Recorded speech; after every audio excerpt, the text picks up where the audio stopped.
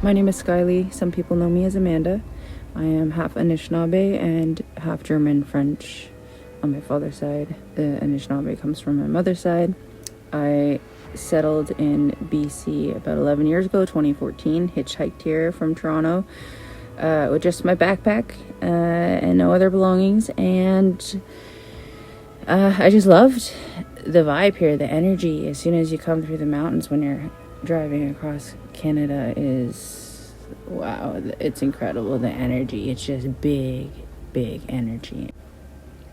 I love wildlife. I love nature. I took up herbal studies so that I could better understand my surroundings, and also so I would know what is edible, what is medicinal, and how I can make use of these things in a respectful way, of course, to the ecosystem. That's always number one priority. It's like an indigenous practice embedded in my blood to be super conscious of how I treat my surroundings and preservation. I love exploring the forests, the mountains, the rivers. I just love being in the woods. It feels magical. It feels grounding, healing, rejuvenating, peaceful. It's everything I love and the complete opposite of city life. Like, Toronto is nothing but concrete. It's a concrete jungle, that's what we would call it.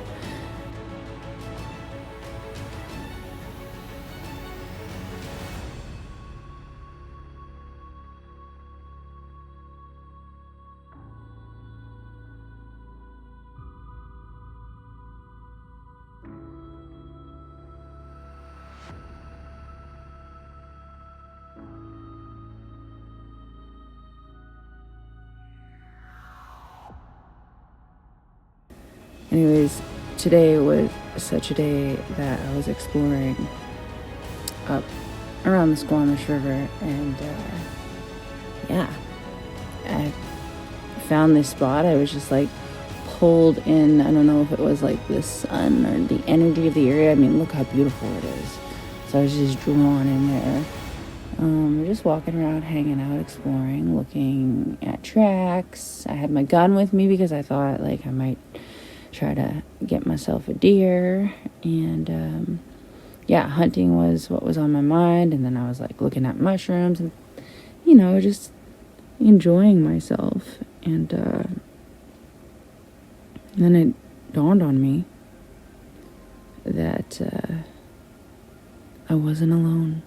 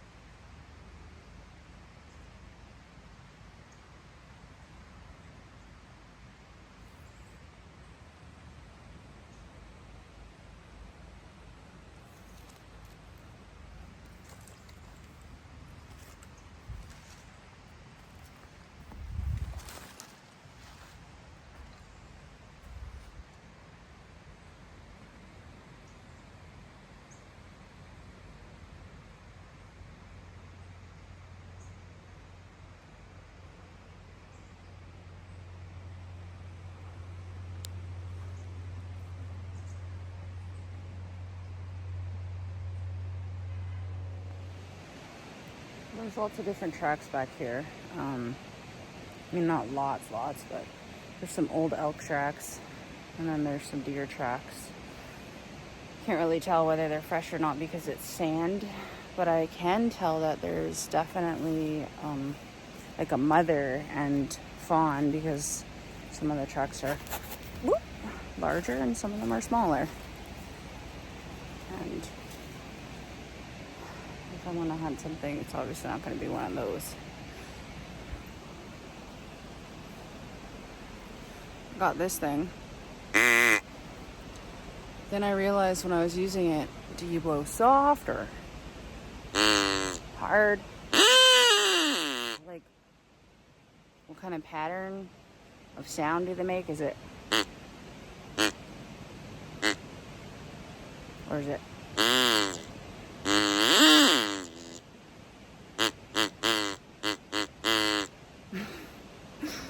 I probably should have researched what they sound like beforehand.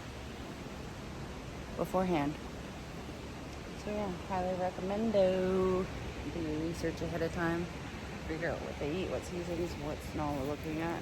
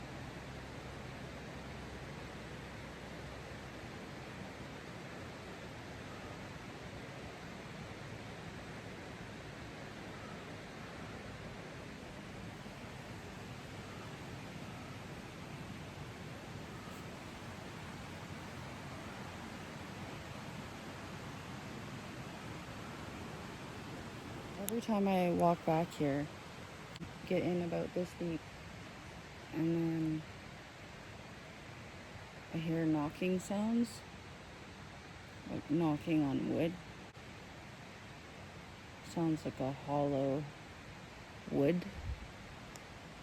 And I run back to my truck thinking someone's over there, because the first time I left my door open, so I got back, and it was fine, everything was still there, but what was strange was that something had been banging on the cabin, because my herbs that I had pinned on the wall were knocked down, and I've been driving that camper over bumpy roads and stuff for a while now, and nothing's ever fallen off. Then I came back out in here again, got about this far, and then I heard honking, like a double honk, like when somebody parks their vehicle and locks the doors and it goes honk honk. That. So I went running out there again. No one was there. And then I came back in this. This is my third time in here. And now I'm starting to notice stuff like this. Like, look at these trees here placed in an X.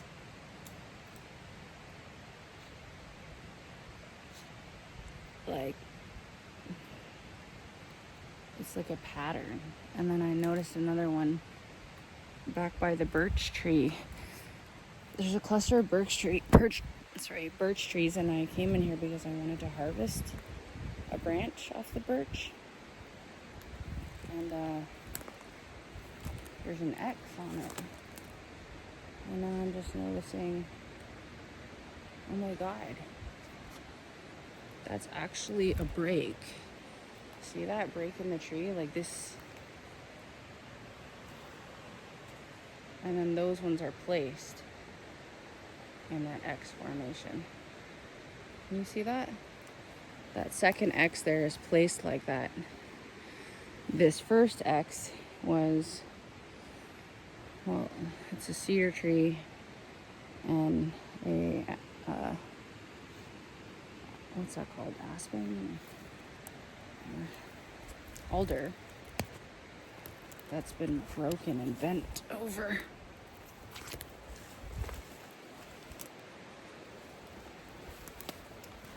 It's broke there. And cedar. Let's see. Not sure if the cedar was growing out of the ground like that or if it was stuck in there like that. But Nala also does this thing where, I thought, take a little rest here, chill for a second, and then I turn around and look what I see. Look at that arch between the trees, with the stick in the middle.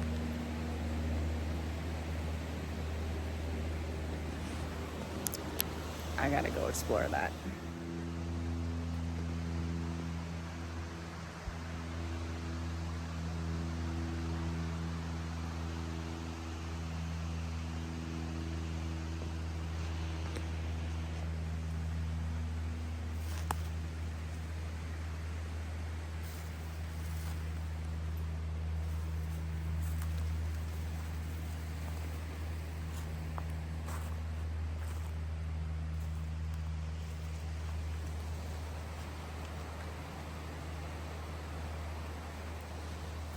So that tree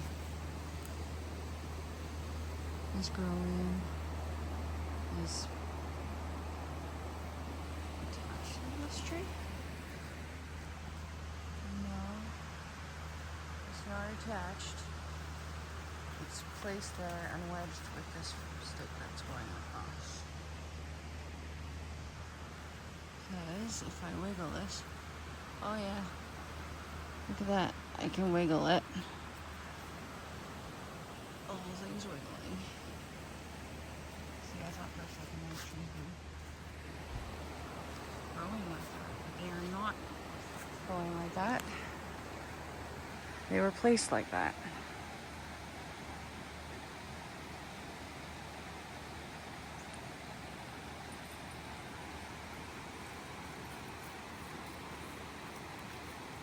Huh.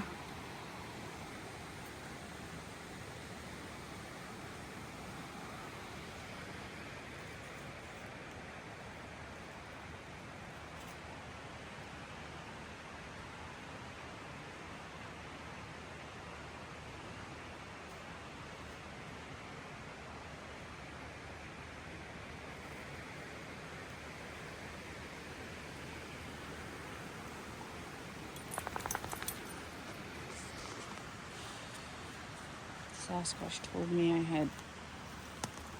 my greatest challenge would be getting over my fears.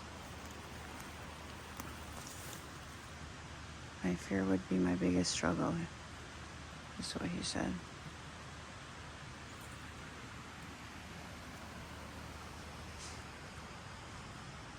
I really like this stick here. I'm gonna take that home.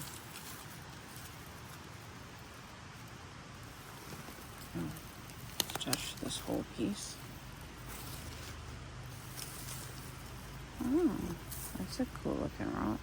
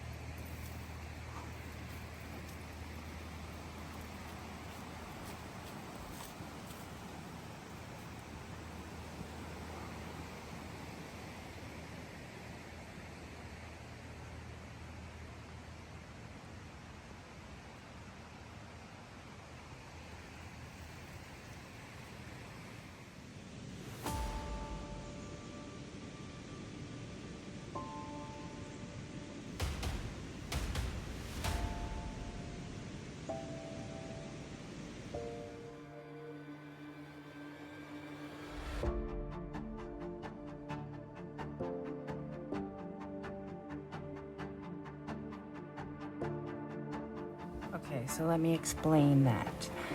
When Jason and I first met and were camping, we spoke about Sasquatch, and I shared stories with him for many, many hours around the fire at nighttime. And that night, I had a dream about Sasquatch.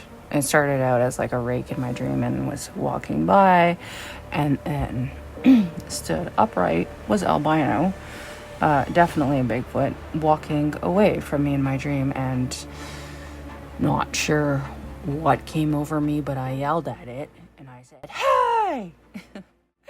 It turned around, faced me, and then came straight toward me, striding really fast, steady steps toward me, and the fear just like intensified in my gut so badly that my body like curled into a friggin' like fetal position.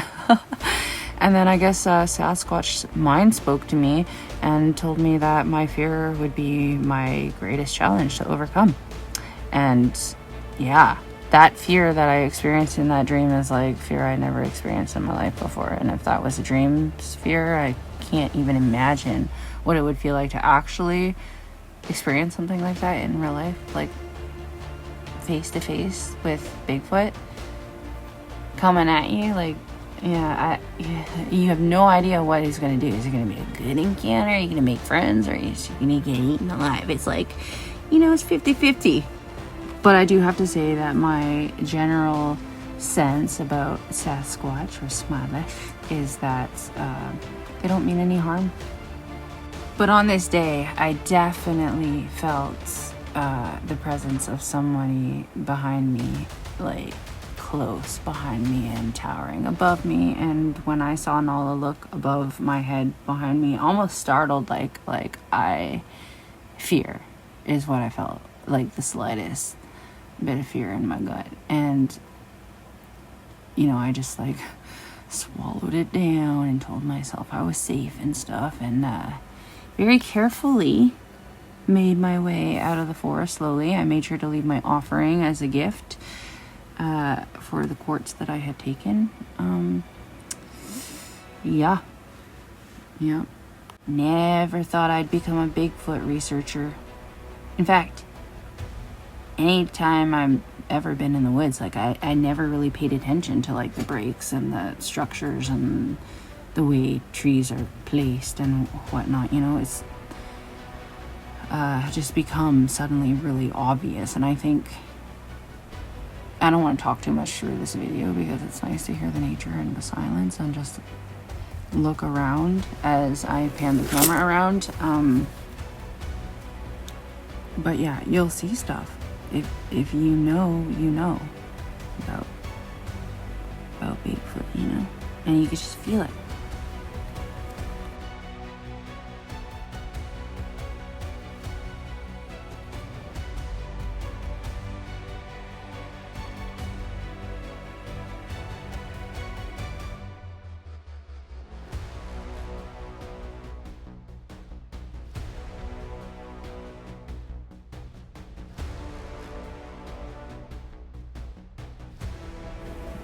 There are moments when a simple walk through the forest transforms into an extraordinary journey, as if stepping through an unseen threshold into a realm charged with unseen energies.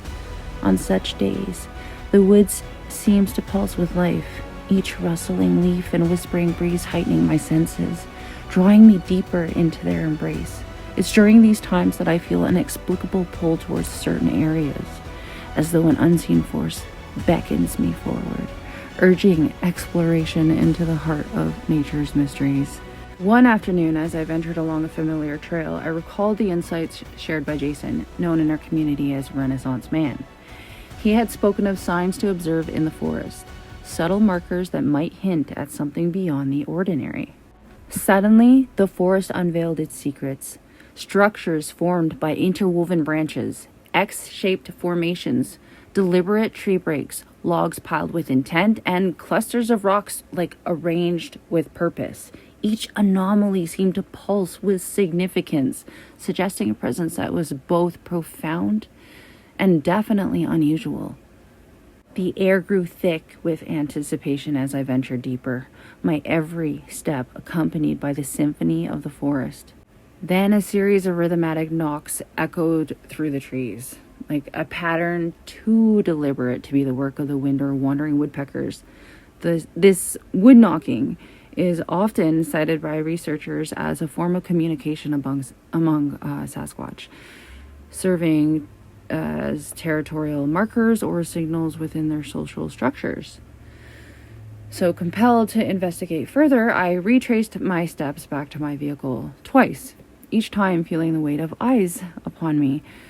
Upon returning to my cabin, I was greeted by an unexpected sight. A bundle of lavender, which I had carefully pinned to the wall inside my cabin, had been knocked down to the floor. So I think something must have been banging on the wall of my cabin to push that pin out of the wall. Reflecting on the events, I recalled a practice I held dear, or I do hold dear to myself to this day, the act of reciprocity. If I said that right, reciprocity. In many traditions, when one receives a gift, it's customary to offer something in return, maintaining the balance of give and take. In my moments by the river, collecting quartz stones felt like a silent conversation with the land, each stone a token of gratitude. That lavender now displaced and on the floor seemed to call for a response. A reminder that the forest and its inhabitants communicate in both subtle and profound ways. Later, as I gathered quartz along the river bank, a sudden chill swept over me. Nala, my loyal companion, stiffened beside me, her gaze fixed on a point just above my head. Before I could react, a pungent odor filled the air, like unmistakable stench of skunk, but like it had sprayed like right beside you, so strong and powerful. It was, my dog choked on it. She like recoiled, she blew out her nose. Our senses were definitely overwhelmed by the sudden intrusion. Such experiences are often reported in Sasquatch encounters, where witnesses describe feelings of unease and disorientation, sometimes accompanied by an unusual smell. As the day drew to a close, I reviewed the footage captured by my camera, and I just continued to see so many things that I had overlooked while I was there filming. Patterns emerged, connections formed, and the forest spoke in ways both seen and unseen.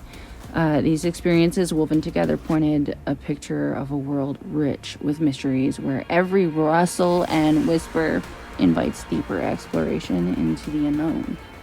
When I was there, I got the feeling like I was in like the Sasquatch's house or something, and there was like a bedding area. It felt like there were clusters of rocks with like, I don't know, they're very intentionally placed, different sizes, organized together, same style of rock, and it definitely felt like they were altars. And that feeling, of course, of just like being watched. Things from nature, such as rocks, stones, crystals, what have you.